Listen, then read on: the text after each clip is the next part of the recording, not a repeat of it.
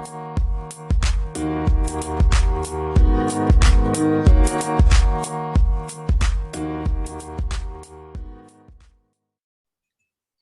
and welcome to Young and Sober, the podcast where we discuss what it means to get sober under the age of 30 and stay sober. If you're sober curious, or just curious, you've come to the right place. Welcome to episode 2. This week we will be chatting about being young, sober and socialising. And today we are going to answer one of the questions that we were asked by a listener after the last episode. Before we start talking about socialising. And that question today is, what process did you follow to get to your first meeting? So Alex, do you want to? Yeah, sure. To be honest, I think I've realised that I had a problem about 6 years before I properly stopped drinking. So I first just looked on the website and they have like a little quiz or like questions that you answer to see if you're an alcoholic. And it says something like, if you answer, I think there's maybe 14 questions or something. If you answer over 3, then you're an alcoholic. And I answered yes to every single one. But I still didn't acknowledge that I really, really needed to get help. And then when I finally decided that I was going to, I went on the AA website and they have like a chat option because I was too scared to phone. And I just talked to a woman about how I was feeling, and she sent me a link to meetings in my area. And I found a meeting that was maybe 2 days later. I decided I needed a couple of days to build up my confidence. And it was about a 15-minute walk from where I lived. And I went in and someone came and said hello to me straight away, explained what was going to happen because I was so nervous, not knowing what to expect.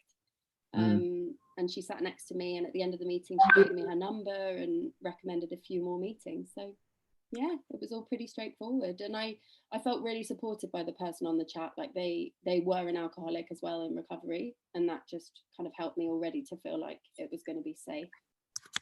What about you? Yes. Yeah, so for me, I called the helpline first.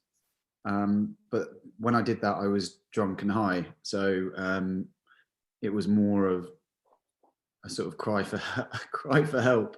Yeah. And bless the other person on the phone. I think they were like trying to help me, but I was more just,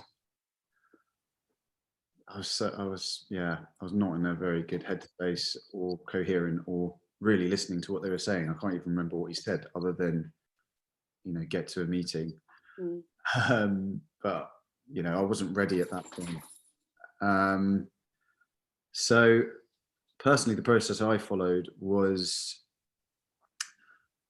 I think I mentioned maybe in the previous episode that a friend of mine had been sober for a couple of years, and we worked really our offices were quite close by to one another, sort of in Great Portland Street, Warren Street kind of area, which is actually a bit of a recovery mecca in London.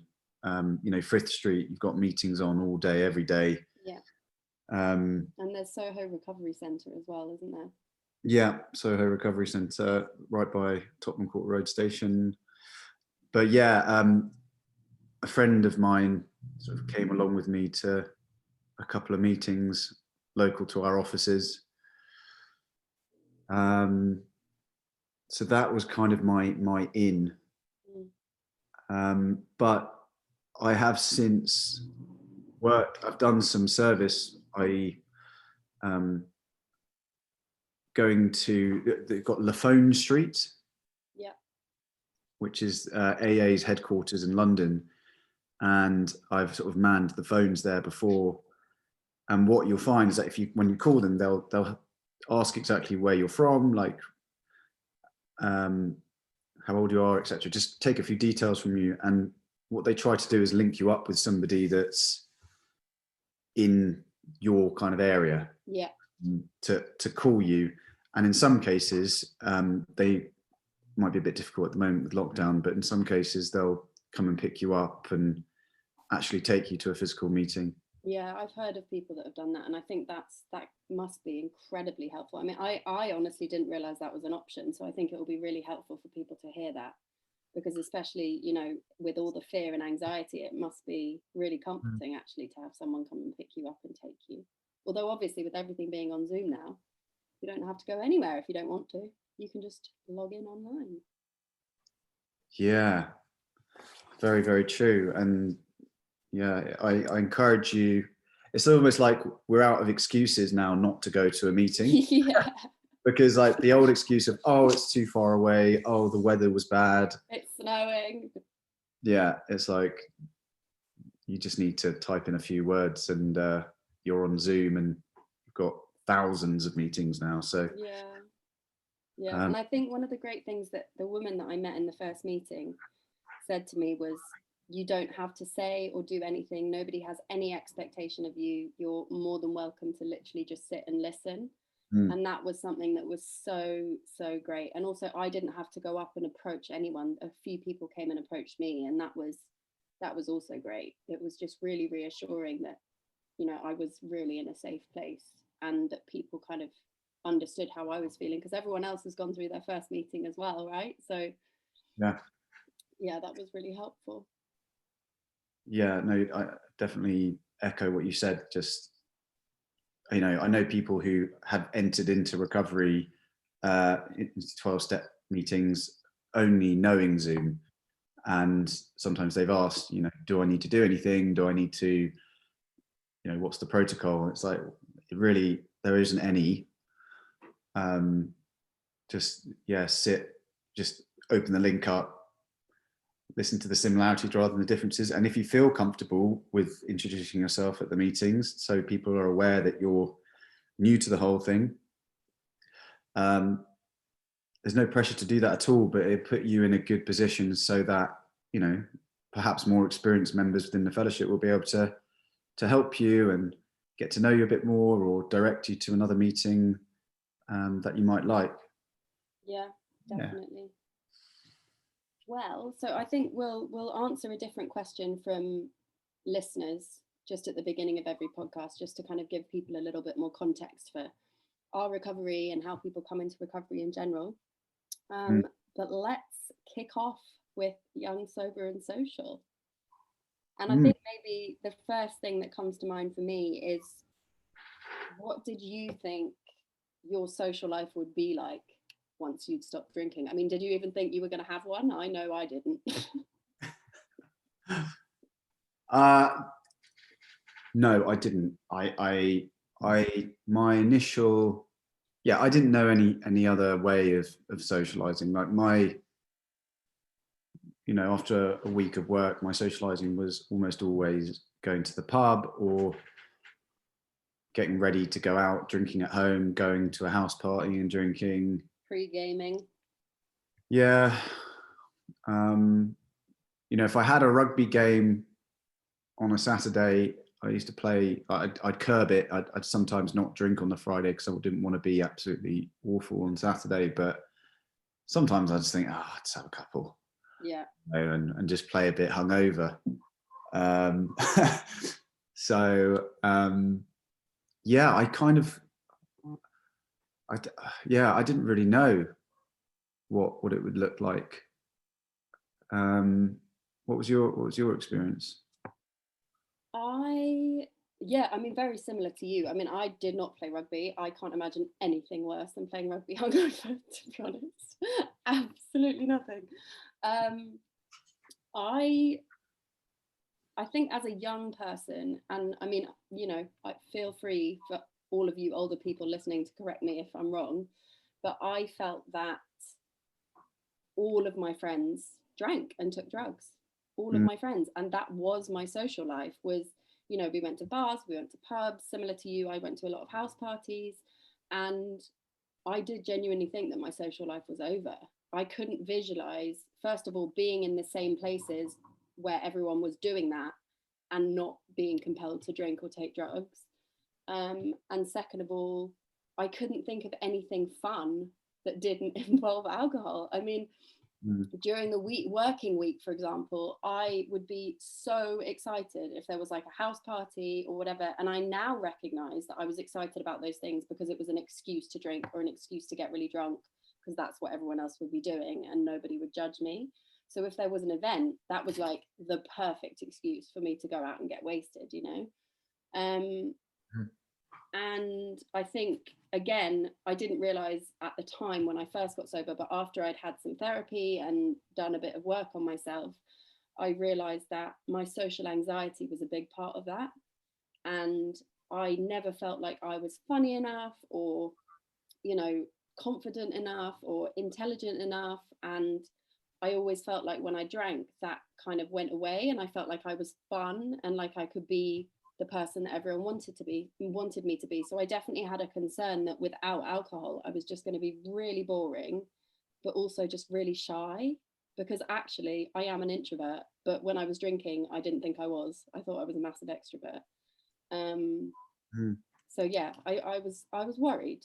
I was worried that my social life would be over. Yeah, I was similar to you. Like, and this is not a pointing the finger or blaming sort of thing, but yeah, it was a choice. I chose to hang out with people that would be up for doing that, you know. 100%. And obviously that was kind of, you know, like you sort of convince yourself you're going there because, you know, house parties are fun and, you know, there's music and stuff, but really it's free reign to essentially drink and use whatever you want without really anybody judging you or caring. Yeah, 100%. Yeah, I think also it's a lot cheaper that way as well, wasn't it? You know. Yeah. I remember my favorite drink at uni was Cheeky Vimto. Did you ever have Cheeky Vimto? I don't think so. It was like WKD and rum. Oh. And we called it Cheeky Vimto. And it was, I would literally just walk around with a bottle of it in my hand and just be swigging from it the whole night. Wow. So, I mean, following on from that, how did you manage socializing in your early days? I mean, I think it does get easier, but what did it feel like and what kind of things did you try to do or not do in your early sobriety? Yeah. So in my first year, I'll use that time frame, I guess. I just, well, certainly within the first few months, I chose not to hang around in what they call wet places, so places that serve drink. Yeah. I just wasn't in a space to feel comfortable with being in those sorts of places. Yeah. I didn't really trust myself. You know, I didn't have a program at that point, or I didn't really understand it at that point, or, you know, so to me, that seemed like insanity to do that. As time went on, as I was getting more kind of used to working the program, I did put myself in situations, I wouldn't say like difficult situations, but I wanted to kind of test myself a bit, and I wanted to sort of see, okay, how do I fare when I go to these kind of places, or I go to a party and people will be drinking. So I didn't completely avoid wet places, particularly as, you know, people after work, you know, as a team, that would be what they do. They go to the pub, but of course, a lot of them would just have one and go home. Which seemed like madness to me when I could see people only having one drink, or people who chose not to drink just for like one night or two nights. I thought that was nuts. I was like, why would you do that? Why would you? It's because they don't, yeah, it's crazy, isn't it? Because they don't think like us, and they can just have one and not constantly then feel like they are looking for the next one. Yeah. And they're comfortable in their own skin, and yeah, I mean, yeah, exactly. So how else did it change? I mean, thankfully I was actually introduced to some like sober events through people in AA, you know, because they wanted to, you know, show us that, you know, you can still have fun. And in London, there was a few like sober dance, like sober raves, conscious raves, like conscious ecstatic dance events, which, by the way, I realise is not for everyone. Like, and I think I wanted to see how much outside of my comfort zone I could kind of get. Yeah, I mean, I went to a sober rave once and I did enjoy it, but afterwards I was like, I didn't enjoy raves when I was drinking, so why did I think I was going to enjoy a rave sober? Like, I just went because I was like, this is a sober activity. But I mean, it was fun, but it's not the kind of thing that I went back to. Yeah, it's quite funny actually. I took some of my friends to a sober event once who were not alcoholic, you know, or anything, and they'd never even consider going to something like that. But it was after my 1 year sobriety, and they were just like, "What is this?" Because you get a real mix of people, you know, just really expressing themselves. But I think they also had like this newfound respect for people, like, because like being able to do that sober for a lot, even if you're not an alcoholic, like to be fully expressive on a dance floor and just flailing your arms around and everything. Yeah, that is actually the one thing that I really enjoyed about the rave that I went to, is that at the beginning they actually did a meditation and they like set the intention of no judgment. So they were like, if you just want to sit against the wall and do nothing, no one's going to judge you. We want to set the intention that you're not only not going to judge yourself, but you're not going to judge anyone else. So just feel free to do literally whatever you want. And sober dancing was something that I was really scared of. Like, I love to dance, but I genuinely had never been out dancing without being drunk. And that was the first time, I think maybe I was just over 1 year. And that was the first time that I actually just like let myself go. And I did really, really quite like that. Like, I was just kind of exactly arms flailing. Like, I probably looked like an absolute nutcase, but it was fun. And I think I also kind of discovered also like what I actually enjoyed, because the idea of going to a club, for example, now really does not appeal to me. And I realized later on that the club environment, like overcrowded, smelly, often like a sticky floor, like just people just like sweaty and all over each other. Like, I actually realize now that that is not something that I enjoy. And part of the reason why I had to get so drunk to go was because I hated it so much. And like that doesn't appeal to me anymore. But I think I had an idea of what sober fun could look like, because I had some friends that I met while I was traveling, which is when I was still drinking, and they live in America and they don't drink. It's like a whole community. They have like a religious community and they don't drink. And so when I went to go and stay with them, there was no alcohol. And for 2 weeks, I didn't drink because nobody around me was drinking. And we went to gigs, we had like games nights, we had like craft nights and all of this stuff. Like, at the time, I was like, this is so lame, but I actually really enjoyed it. And so then when I got sober, I had a few friends, one friend in particular, a guy called Joe, who was actually the first friend that I told that I was an alcoholic and I was coming into AA. And one of the first things he said to me was, okay, we need to find some sober activities to do then. And that just absolutely warmed my heart, that he was willing to go out of his way to find an activity that I could enjoy sober was just so amazing. And I was very blessed that my oldest group of friends really embraced it, and they would do things like, you know, organize something during the day so that they wouldn't want to be drinking, or we would go to a restaurant, so like a couple of them would have like a glass of wine or two, but there wouldn't be like a drunk kind of drinking vibe. And I actually got quite emotional the first time that they did that, because they were originally going to go to a vermouth bar and I was like, guys, I don't think I'm going to go, because it's just not a good idea for me. And my friend Sue messaged me and said, look, we're all going to go for a curry instead. And that was so lovely that they cared about me and they cared about my sobriety enough to change their plans.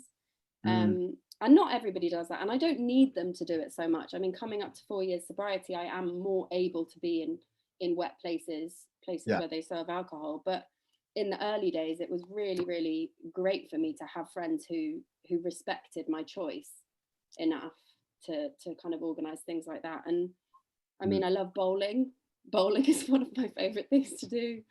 And like walking, hiking, like getting out into nature is always amazing. And I think just connections with people changed. I don't know whether you found that, but I just realized that my friendship could be based on so much more than just going out and partying together. And the friendships that were only based on that kind of just slipped away slightly. Yeah, so I'm with you with the outdoor stuff and the hiking and stuff, like, and that was actually from, there's a particularly enthusiastic member that I think both of us know of AA, beginning with an R. Yep. His name is Rob. Lovely Rob. He calls him, he's a self-proclaimed unity monster, i.e. like he you know, his point is that, and it talks about it in the big book, like, we are not a glum lot, you know, and we didn't get sober to be boring or to yeah, be bored. Exactly, yeah. And since getting sober, with recovery-based people, I've climbed 2 mountains in the UK. We've been on like the fastest zip line in the UK. Fastest zip line in the UK. What else we do? Whitewater rafting, like. Oh, amazing! I didn't know that. Yeah, it was we had a proper like lads holiday. Not to say that it's like exclusively lads stuff to do, but you know, it was a proper adventure, active holiday, and that's right up my street anyway. You know, being quite sort of into my being active and being outside. But that's not to say like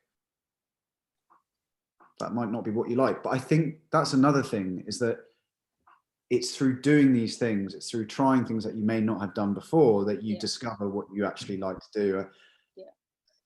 You have to kind of get out there and do it.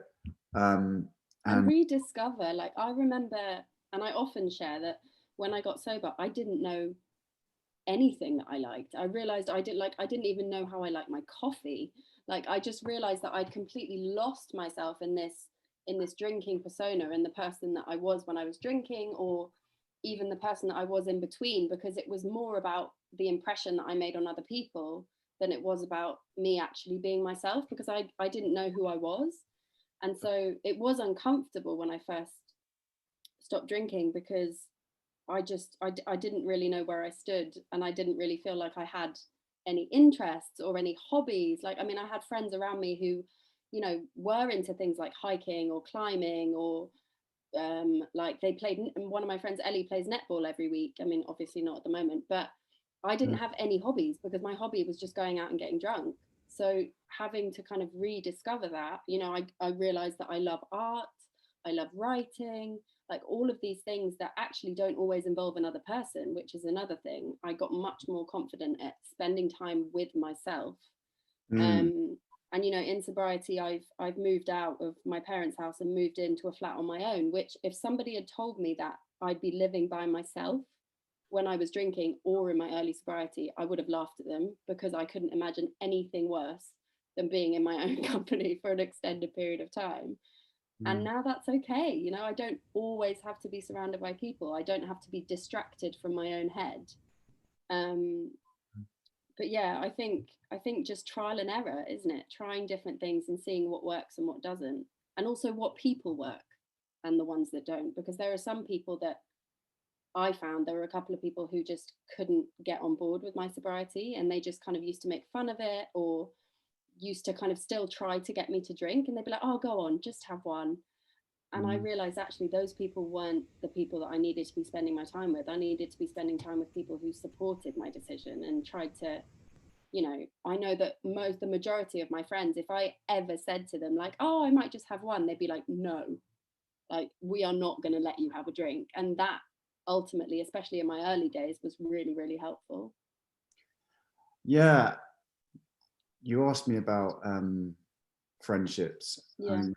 Mention it, but yeah, I think there's one thing, is that you're obviously, with not drinking, means I think what happens is that people start looking at themselves a bit, and the way that they do things, and for you to then like decide you're going to make a fairly big change in that way, it makes some people feel quite uncomfortable. So then of course they're not going to support that decision, and that is something that I'd say it's almost quite painful in a way. Part of the recovery process I found is that maybe you realize that some of those friendships that were once like really important, you may have outgrown them in some way, or just not on the same page anymore. And but of course, you know, with that means that you're making a whole bunch of other friends that are on the same page. But and it's important, you know, to focus on that, obviously. But you know, sometimes I've had some waves of sadness about certain friendships.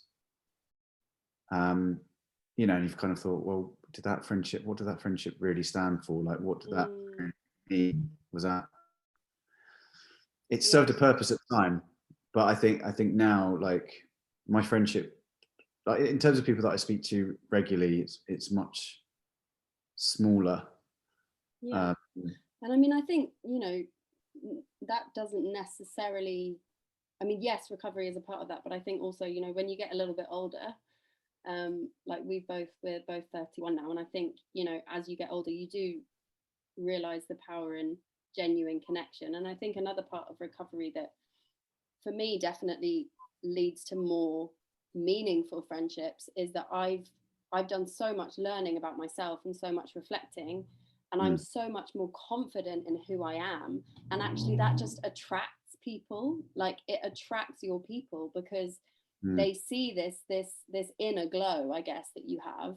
And I remember seeing it in friends of mine that I met in early sobriety, where, you know, they came in maybe like 6 months to a year before me, and you just see this transformation, and they just like emanate confidence, but also just contentment.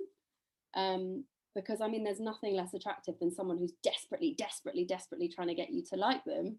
Whereas if somebody is just comfortable being themselves, it's appealing. And I mean, I in lockdown actually met somebody. I walked with my dog locally to where I live, and there's a woman called Jackie, shout out to Jackie, who I met just in the park with her dog, and we just got chatting. And this was March, literally just as lockdown started. And we got chatting, and then we decided to go walking the next day, and then we decided to go walking the next day. Then we discovered that we have the exact same birthday, same day, same month, same year. And I was like, whoa, this is crazy. And we've walked almost every day since. It's been over a year, and we've just formed this beautiful friendship where we just talk about everything. And I mean, I think even in the first week or two, I'd mentioned that I was in therapy and that I was in recovery. And so that then opened kind of the possibility of her being able to share openly, because I was willing to be vulnerable. And I think sharing in recovery kind of teaches us that when you open yourself up and you kind of reveal parts of yourself to other people, they're willing to do that back.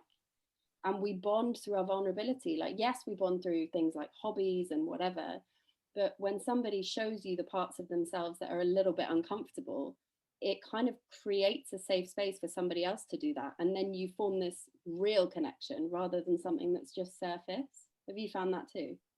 Yeah, definitely. Yeah, but also it sometimes on the sort of flip side of that coin is that I find myself being a little bit, because I sort of really, authenticity is sort of, you know, a core value of mine, and I then therefore find it difficult when I'm in social situations where it's a bit like, you know, I could tolerate it before I got sober, but you know, I'm talking about like situations where it's like still very surface level, like lad, like or lots of small talk. I hate small talk. Lots of small talk.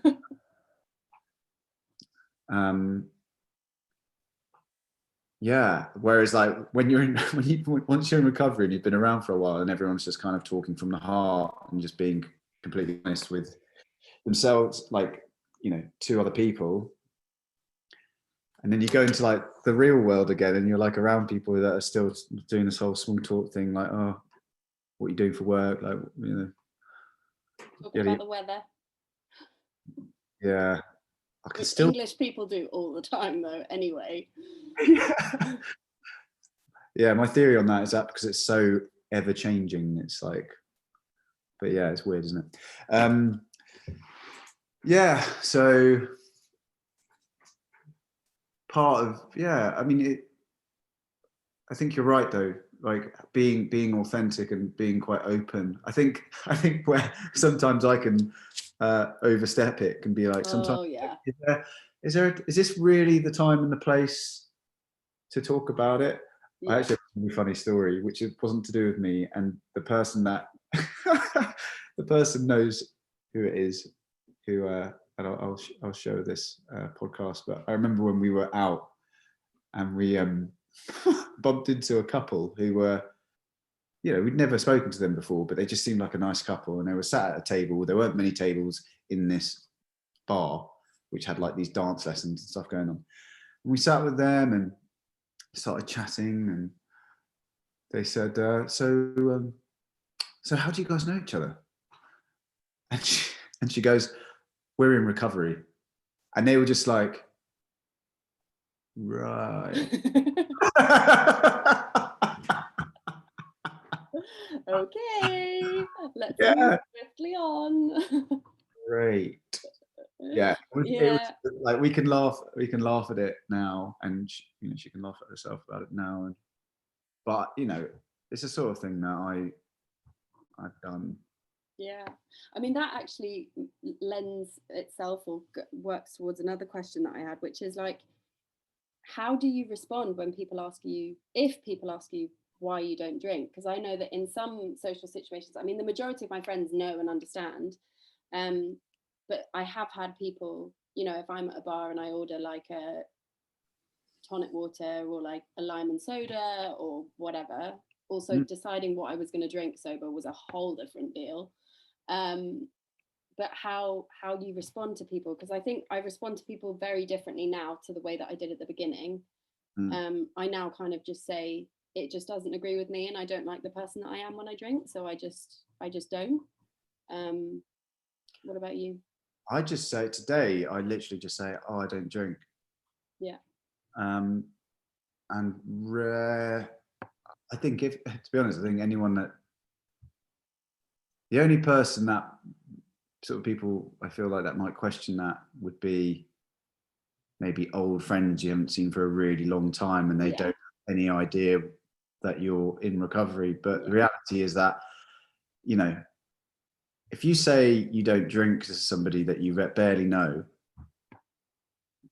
then it's very rare. I don't think it's that likely that they're going to then go, why? That's true. Like in our heads, we're fearful that they're going to be like, everyone's going to make a big deal out of it. Yeah, like, why don't you drink? Yeah. But I also think it's becoming it's more normal today. Yeah. Yeah, there's a lot of people doing it for like a health kick, isn't there? And for their mental health, rather than because they're an addict or an alcoholic. Yeah, and my understanding is that the generation sort of before us, was Generation Z, or whatever you call it. Yeah, something like that. Their name for it now, but they're becoming a lot more kind of health conscious and aren't really that as interested in drinking anyway. So I don't know, I don't want to speak on their behalf because I don't know enough about their situation, but I just know, like, from my own experience through, I just say I don't drink, people just go, fair enough. Yeah. Or they're like impressed. I've definitely had a lot of people be like, wow, that's really cool. Yeah. Yeah. You look like you haven't had that experience. For those listening, Christian just like looked sneakily from side to side. No, I was trying to think of times where I've had that. I have had a similar response. Oh, right, cool. Yeah. Just so don't feel ashamed or Yeah. like, yeah. People I have think just respect for it. Yeah, just lastly, because it's something that we've talked about before, Yeah. events where you can't necessarily leave if you feel like leaving. So things like weddings Ooh. and, some birthday parties sometimes if it's like a really good friend and you feel like you have to hang around, like how do you manage that with your sobriety? They're my least favorite occasions. Me too. Or Oh, the trickiest occasion.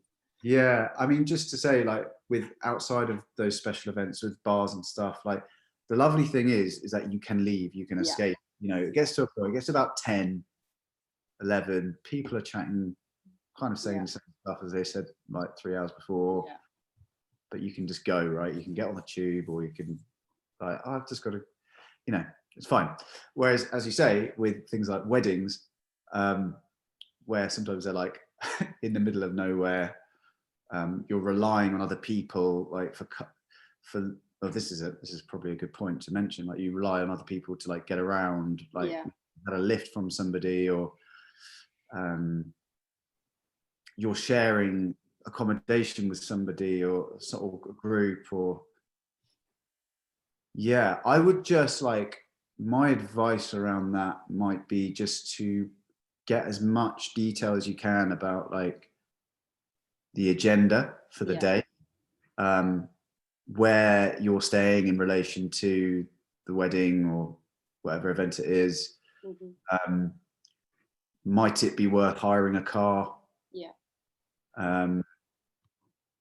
So that you can leave, Yeah. because these sorts of events are draining, because everyone's drinking and getting merry. Some people are taking it even like a step further and kind of getting on it. Yeah.